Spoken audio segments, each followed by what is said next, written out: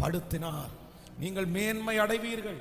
வேதம் சொல்லுகிறது, நீ வாளாகாமல் நீ தலையாவாய், நீ கீழாகாமல் நீ மேலாவாய்.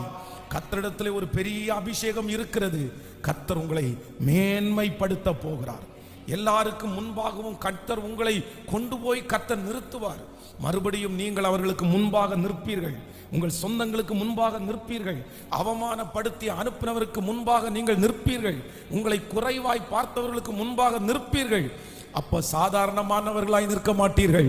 ஆண்டவர் அவர்கள் கண்களுக்கு முன்பாக உங்களை பல மடங்கு மேன்மைப்படுத்தி, கைகளை நீங்கள் தட்டி கொண்டிருக்கும் போதே, இந்த வசனம் மனிதனுடைய வார்த்தை அல்ல, இது கர்த்தருடைய வார்த்தை. தகப்பனே, அவர்கள் கண்களுக்கு முன்பாக எங்களை மேன்மைப்படுத்துகிற கர்த்தர். ஆமென். ஜோஷுவாவுடைய கையிலே இந்த பொறுப்பை கர்த்தர்